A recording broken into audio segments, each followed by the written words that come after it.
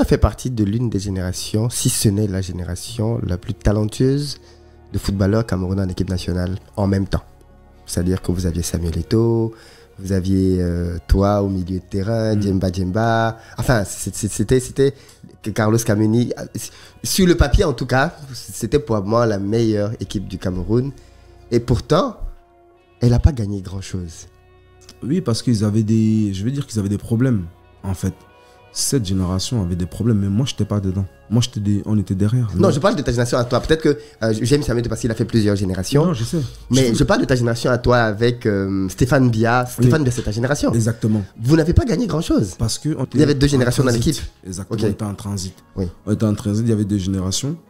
Je pense que nos aînés, ils avaient des problèmes qui n'étaient pas dans le football. Oui. Moi, je suis sûr à 200%, parce que j'ai vécu avec eux.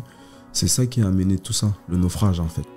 C'est ça qui a amené tout ça. Mais, comme je dis, j'ai été incompris parce que l'histoire est arrivée parce que les gens, ils m'ont pas compris. Je pense que c'est Paul Le Guen qui a tout gâté, moi, à mon avis. Oui. Parce que là, quand je suis allé lui donner un discours, le discours que je suis allé lui donner, c'est pas un discours négatif, mais on a pris ça, on a montré contre moi, en fait. Qu'est-ce qui s'est passé avec Paul Le Guen? Parce que Paul Le Guen était venu me voir au mois d'avril, on jouait contre Everton.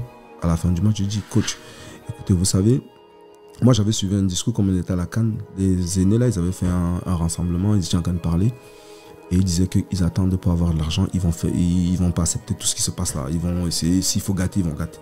Donc moi, quand j'ai compris ça, dans mon coin, parce que le jour-là, on m'avait injecté, je suis allé voir Paul Le Guen, il est venu me voir, il est venu me voir en jouer. Et je lui ai dit, coach, vous savez, les gars, là-bas, de l'autre côté, ça va être compliqué. Donc, si on va à la Coupe du Monde, essayez de trouver un discours adéquat pour pouvoir motiver, même si le capitaine veut parler, il faut qu'il trouve une façon de parler à ces joueurs, c'est important.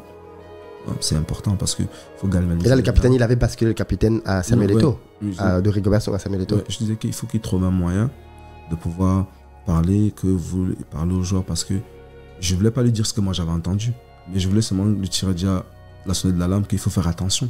Donc je lui dis comme ça, il me dit non, tu veux dire quoi que c'est le capitaine qui fait les choses? Je dis non, j'ai jamais dit ça. Moi, je ne vous ai jamais dit que le capitaine... Je ne parle même pas du capitaine. Je vous dis juste que faites attention parce que on risque d'avoir des problèmes. Il me dit non. Je dis, c'est pas il ne fait qu'insister sur le capitaine. Moi, je dis non. Je dis, moi, je ne sais même pas si le capitaine fait l'équipe. Si c'est le cas, moi, je ne suis même pas là-bas, donc je ne sais pas. Moi, je te dis juste ce qui se passe. Que fais juste attention parce que voilà. Les gars sont en train d'attendre ça pour pouvoir faire des choses. C'est là où mon problème arrive, en fait. Parce que moi, en pensant bien faire... En alertant, ouais. J'ai mal fait, en fait. Donc, c'est de là que j'ai commencé à avoir des problèmes, en fait. Parce qu'en se disant que peut-être, ou parce que Rigo discutait le brassard avec Samuel, ou parce que ça veut dire que... Mais, sur la tombe de mon feu père, non. Jamais. J'avais pensé. Donc, je suis rentré dans un truc, là où on m'a mis un truc que... À un moment donné, quand tu vois qu'on te donne des coups pour rien, tu te dis, ok, c'est pas grave. Je prends, mais aussi, je veux me défendre. C'est pour ça que j'ai commencé à me défendre. Je ne me défendais pas parce que j'ai jamais pris la cause de dire que... Parce que les gens sont en train de dire, oh, parce que... Comme Rigobert, c'est ton nom, non, c'est ton... Jamais. J'ai commencé à me défendre, me dire, ok, comment vous me frappez? Il n'y a pas de problème. Parce que c'est inadmissible qu'à cette époque, à Alexandre Song, qui va jouer la Coupe du Monde 2010, on me met sur un banc de touche, non. Parce que Paul Le Guen, je lui dis, même Samuel qui est là aujourd'hui, on le met à ma place numéro 6, je suis meilleur que lui. Il ne peut pas jouer mon ballon à mon poste. À son poste, c'est le meilleur, il n'y a rien à dire. À mon poste, je suis le meilleur, il n'y a rien à dire. Moi, je n'invente pas. Le rectangle vert, je lui ai dit, ramène tout genre d'entraîneurs au monde ici, dans cette équipe. On nous fait faire un match de foot 11 contre 11. On va voir qui est le meilleur à son poste. Moi, je dis, numéro 6, il n'y a pas mieux que moi. Parce que je sais que je le mérite, je sais que je peux le faire. Je sais que je suis meilleur à mon poste, là où je suis meilleur que tous ceux qui sont là, à mon poste. Donc, ça a créé une zizanie. C'est pour ça que j'ai dit, à un moment donné, quand tu vois que tu vis de l'injustice, à un moment donné, pour rien, juste parce que, je sais pas, j'ai rien fait. J'ai juste dit, hé, faites attention. Donc, on s'est dit que peut-être, Rigo, moi, on ne cause pas. J'ai jamais parlé de Rigo par rapport au brassard, par rapport à ça, mais ça ne me concerne même pas. Même pas. La preuve qu'on était en Coupe du Monde, Rigo était assis avec les Samuel, moi j'étais assis de l'autre côté parce que je suis au bout, j'étais le plus jeune de l'autre côté, avec les plus jeunes, avec Nembia, ma bande, je vais dire, des jeunes. Quand ils venaient s'asseoir en bas, je disais non, moi je les intriguais, je dis retournez là où vous êtes là-bas les anciens, venez pas ici, laissez-nous tranquilles.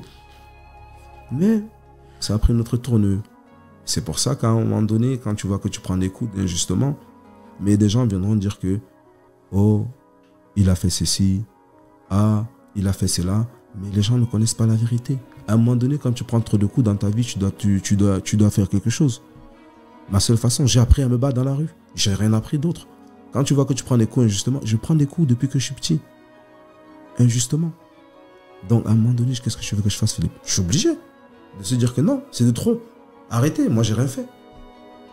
Et j'espère qu'un jour, j'aurai l'occasion, c'est parce que la vie, elle est bizarre, parce que les gens ne peuvent jamais dire la vérité, c'est ce qui est mauvais. Parce que si moi, un jour, j'ai l'occasion, à Paul Le Guen, je dirais la même chose. Je n'ai pas inventé une histoire. Ce que j'ai dit est véridique. Je le regarde, je dis ce que j'ai dit. Est-ce que je t'ai déjà dit tel? Est-ce que je t'ai emporté tel? Non. C'est après quand j'ai vu qu'on veut commencer à me mettre sur le banc de touche, quand un journaliste vient me voir, me dit qu'on ne va pas te faire jouer. C'est là que je me rends compte qu'en fait, je suis dans... Mais est-ce que tu penses vraiment que c'est l'histoire du brassard qui est la cause de tous les problèmes de l'équipe à cette période-là? Que tout est parti de là? Non, je pense qu'ils ont d'autres problèmes. Ok. Moi, je pense. C'est mon avis, moi, je dis encore. Ok. Je pense qu'ils avaient d'autres problèmes qui dépassaient le cadre du football. Ok. Moi, c'est mon avis. Je dis bien c'est mon avis. Parce que je pense que c'est ça qui a amené la zizanie. Mais moi, j'étais un petit garçon, donc je ne savais pas ce qui s'est passé là-bas. Mais je pense que c'est en dehors. Ça, c'est mon avis. Je pense que ça n'avait rien à voir avec le football. Parce que quand on fait les choses, je veux dire, l'équipe nationale chez nous au Cameroun, c'est particulier. Je dis c'est particulier. Les gens, on a tellement de pression. C'est que ceux qui ont joué, les aînés qui ont joué avant, ont mis la barre tellement haute. Oui. À un moment donné, le public est vraiment... Intransigeant, oui. Exactement. Et quand tu es un public intransigeant, il faut donner le résultat comme il faut. Quand on est, alors je vais dire, à couteau tiré, on ne doit pas réfléchir. Ça veut dire qu'il faut mettre les joueurs qui sont capables. Quand on regarde ici aujourd'hui, on se dit, bon, ok. Je prends un exemple. L'entraîneur veut dire que Alan Nyom, par exemple, c'est un très bon joueur. Il veut jouer le match, il va jouer arrière droit. On va dire non. Ce genre de match, c'est un match de guerrier. On va dire à Stéphane, on va dire bien, joue arrière droit. Parce qu'on sait qu'il va aller au charbon. Parce que le problème, à un moment donné... Alan Nyom va au charbon aussi. Non, mais c'est pas la même chose de la mentalité. Parce que nous, on est... C'est quoi? C'est parce qu'il est binational? C'est pourquoi? Non, parce que deux fois pour jouer, parce qu'il y a des matchs que quand on regarde au pays, nous, on a tout à perdre. Oui. Je prends un exemple. Quand on va jouer un match comme ça, on te dit que ta mère, la maison de la mère, les gars sont déjà prêts avec les machettes. Ah, vous dites pas ça? Mais bien sûr. Tu es au stade, on te dit que si vous vous amusez aujourd'hui, on va cogner chez ta mère. C'est des risques que... C'est des choses que... Et forcément, ils n'ont pas. Oui, ils ne connaissent pas. Donc, quand toi, tu joues un match comme ça, un match qui est capital, où on te dit que ta mère, elle peut partir là, elle se prend une claque, ou ton frère se prend quelque chose au quartier, qu'est-ce que tu vas faire? Tu es obligé de doubler les efforts. Ouais. Peut-être lui, il va jouer tranquille, il veut gagner, justement. Il veut donner le meilleur, ça c'est sûr. Hein. Mais l'enjeu peut-être n'est pas pareil. Lui va finir de rentrer, toi tu vas finir, tu vas aller voir ta mère au quartier, tu ne vas pas passer où on insulte ta mère, non. Chaque enfant va être fier de ses parents ou de sa famille. Donc quand tu joues devant ta famille, tu as le droit de donner le meilleur de toi. Et de nous, on se connaissait en sélection, on se disait comme ce match-ci, il faut que tel joue. Mais est-ce que c'est pas ça, honnêtement, Alexandre, qui a fait qu'un joueur comme Matip quitte l'équipe du Cameroun? Non, je pense pas. Je ne pense pas dans le sens où je vais dire que... Vous savez... Parce que Matip part, parce que de ce qu'on a compris, il estime qu'il a le niveau pour être titulaire dans cette défense et qu'on préfère mettre quelqu'un d'autre. Alors, je crois que c'était Chedjou, mais il estime qu'il a sa place de titulaire dans cette défense. Est-ce que c'est pas ça le point qui a fait qu'un gars comme Matip, qui est une grosse perte pour l'équipe du Cameroun, ait décidé que si cette équipe-là, c'est pas les meilleurs qu'on fait jouer, c'est parce qu'on dit que tel est mieux que tel, moi je ne reviens pas? Non, il faut pas se mentir. Le Matip qu'on a connu à Liverpool, c'était pas le même Matip quand il est arrivé. Il faut pas se mentir. Les gens voient seulement déjà la fin. Mais il était déjà bon. Non, son talent n'est pas à discuter. Hein. Matip, c'est un super joueur, même quand il est arrivé. Mais je vais dire, Aurélien avait un peu plus d'avance sur lui quand il est arrivé. Matip jouait, malheureusement pour lui, jouer au championnat allemand. Aurélien jouait au championnat à Lille. Il est sorti champion de France. Il jouait tous les jours. Ça n'enlève rien du talent de Joël, parce que Joël, il le mérite, je veux dire. Mais le Joël qui est arrivé à Liverpool avait... Mais alors, je suis d'accord. Mais il y a eu des matchs où il a joué quand même. Parce que j'ai l'impression qu'il jouait certains matchs. Oui. Et d'autres, il ne jouait pas. Oui. Et je crois même qu'il avait beaucoup joué pour les qualifications. Et c'est peut-être maintenant au moment de la Coupe du Monde qu'il n'a pas joué. Non, pas pour les qualifications. Je me rappelle bien, il a joué le match contre l'Allemagne en Allemagne. Oui, c'est vrai. La préparation qu'on a fait. Choupo aussi, oui. Franchement, il a fait un super match. Oui. Ça, je suis d'accord. Oui. Ça, il faut pas... Il a fait ce qu'il fallait faire. Il a fait son travail. Bon, maintenant, c'est la question de se poser au coach. Parce qu'Aurélien avait fait tous les matchs. Un coach allemand? Oui. Voilà, donc je ne suis pas bien placé. C'était pour moi, Joël par rapport à ce qu'il avait montré. C'était parfait.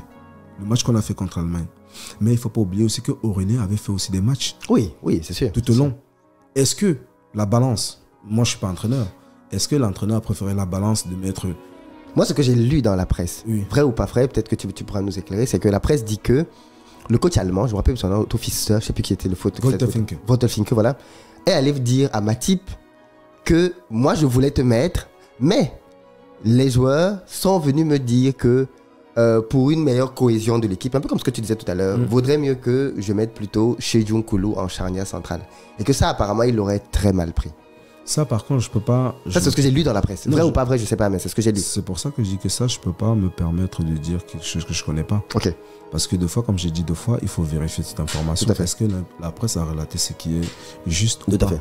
Parce qu'on a un problème, on a de l'amalgame chez nous. Deux fois, des gens, c'est pas tout de la presse, il y a des gens, deux fois, qui font les choses pour des intérêts, il y a d'autres qui ne font pas, il y a ceux qui font aussi leur travail, qu'il faut aussi féliciter. Mais malheureusement, dans ce travail aussi, il y a ceux qui sont là pour les autres. Tout à fait. Donc, je ne peux pas me permettre, mais j'ai dit bien, vu ce que le match avait produit ce jour-là contre l'Allemagne, j'ai dit, sa copie, elle était parfaite. Exactement. Maintenant, comme j'ai dit, c'est l'entraîneur, je ne sais pas comment il a fait sa balance, parce que je n'ai pas un souvenir quand on allait en Coupe du Monde où on s'est assis, on a dit au coach que voilà tel joueur qu'on va mettre.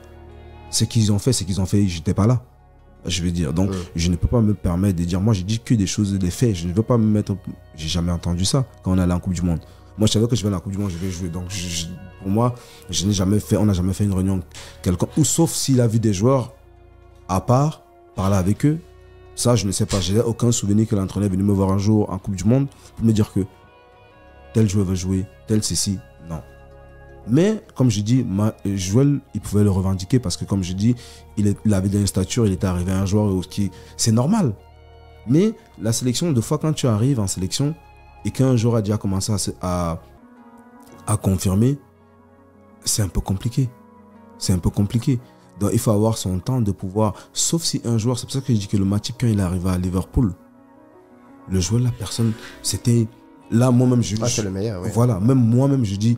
On n'a pas besoin que, même si l'autre avait joué 150 matchs ou si, je veux dire, parce que ce qu'il avait montré, il avait passé ce statut et il était devenu autre chose. Ouais. Je veux dire, et c'est logique. Parce que nous avons commencé comme ça. Tu commences en bout de chemin. À un moment donné, c'est comme si on va me dire aujourd'hui, je prends un exemple, c'est comme si on va me dire aujourd'hui que André ou Zambanguissa qui sont à Manchester ou à Naples, on va venir les dire non. Parce que c'est des joueurs qui ont déjà fait, ils ont quand même une stature qu'il faut respecter à un moment donné. C'est pas, ils sont pas arrivés là par hasard. On a pourtant trouvé le moyen de mettre André Onana au banc de touche. Ah, ça, c'est autre chose.